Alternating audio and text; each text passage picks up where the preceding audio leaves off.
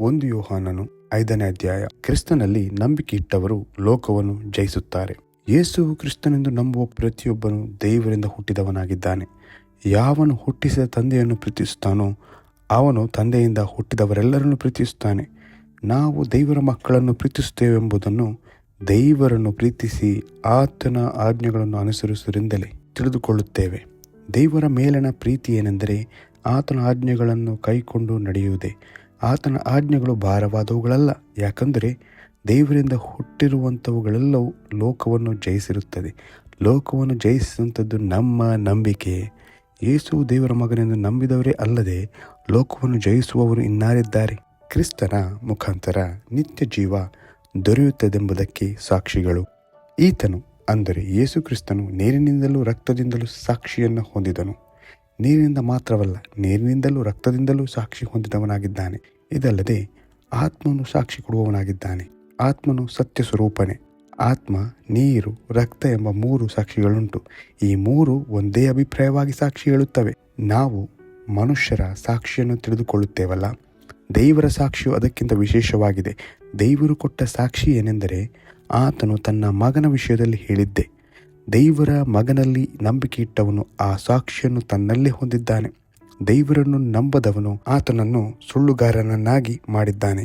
ಹೇಗೆಂದರೆ ದೇವರು ತನ್ನ ಮಗನ ವಿಷಯವಾಗಿ ಹೇಳಿರುವ ಸಾಕ್ಷಿಯಲ್ಲಿ ಅವನು ನಂಬಿಕೆ ಇಡಲಿಲ್ಲ. ಆ ಸಾಕ್ಷಿ ಯಾವುದೆಂದರೆ ದೇವರು ನಮಗೆ ನಿತ್ಯ ಜೀವವನ್ನು ಅನುಗ್ರಹಿಸಿದನು, ಆ ಜೀವವು ಆತನ ಮಗನಲ್ಲಿ ಅದೆ ಎಂಬುದೇ. ಯಾವನು ದೇವರ ಮಗನನ್ನು ಅಂಗೀಕರಿಸಿದ್ದಾನೋ ಅವನಿಗೆ ಆ ಜೀವವುಂಟು. ಯಾವನು ದೇವರ ಮಗನನ್ನು ಅಂಗೀಕರಿಸಲಿಲ್ಲವೋ ಅವನಿಗೆ ಆ ಜೀವವಿಲ್ಲ. ದೇವಕುಮಾರನಲ್ಲಿ ನಂಬಿಕೆ ಇಟ್ಟವರಿಗೆ ದೃಢ ನಿಶ್ಚಯವಿರುವುದು. ದೇವರ ಮಗನ ಹೆಸರಿನಲ್ಲಿ ನಂಬಿಕೆ ಇಟ್ಟಿರುವವರಾದ ನಿಮ್ಮಲ್ಲಿ ನಿತ್ಯ ಜೀವ ಉಂಟೆಂದು ನಿಮಗೆ ಗೊತ್ತಾಗುವಂತೆ ಈ ಮಾತುಗಳನ್ನು ಬರೆದಿದ್ದೇನೆ. ಮತ್ತು ನಾವು ದೇವರ ಚಿತ್ತಾನುಸಾರವಾಗಿ ಏನಾದರೂ ಬೇಡಿಕೊಂಡರೆ ಆತನು ನಮ್ಮ ವಿಜ್ಞಾಪನೆಯನ್ನು ಕೇಳುತ್ತಾನೆಂಬ ಧೈರ್ಯವು ಆತನ ವಿಷಯವಾಗಿ ನಮಗುಂಟು. ನಾವು ಏನು ಬೇಡಿಕೊಂಡರೂ ಆತನು ನಮ್ಮ ವಿಜ್ಞಾಪನೆಯನ್ನು ಕೇಳುತ್ತಾನೆಂಬುದು ನಮಗೆ ಗೊತ್ತಾಗಿದ್ದರೆ ನಾವು ಬೇಡಿದವುಗಳು ಆತನಿಂದ ನಮಗೆ ದೊರೆತವೆಂಬುದು ನಮಗೆ ಗೊತ್ತಾಗಿದೆ. ಯಾವನಾದರೂ ತನ್ನ ಸಹೋದರನು ಮರಣಕರವಲ್ಲದ ಪಾಪ ಮಾಡುವುದನ್ನು ಕಂಡರೆ ಅವನು ದೇವರನ್ನು ಬೇಡಿಕೊಳ್ಳಲಿ.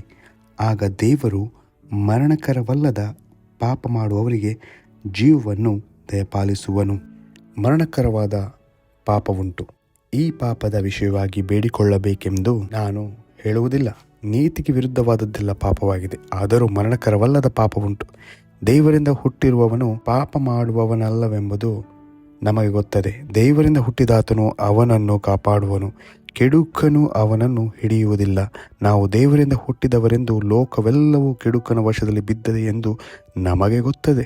ದೇವರ ಮಗನು ಬಂದು ನಾವು ಸತ್ಯವಾಗಿರುವ ಆತನನ್ನು ಅರಿತುಕೊಳ್ಳುವ ಹಾಗೆ ನಮಗೆ ವಿವೇಕವನ್ನು ಕೊಟ್ಟಿದ್ದಾನೆಂಬುದು ನಮಗೆ ಗೊತ್ತದೆ. ಮತ್ತು ನಾವು ದೇವರ ಮಗನಾದ ಯೇಸು ಕ್ರಿಸ್ತನಲ್ಲಿ ಇರುವವರಾಗಿ ಸತ್ಯವಾಗಿರುವ ಆತನಲ್ಲಿದ್ದೇವೆ.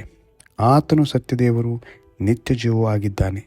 ಪ್ರಿಯರಾದ ಮಕ್ಕಳೇ, ವಿಗ್ರಹಗಳಿಗೆ ದೂರವಾಗಿರುವಂತೆ ನಿಮ್ಮನ್ನು ಕಾಪಾಡಿಕೊಳ್ಳಿರಿ ಎಂಬುದೇ.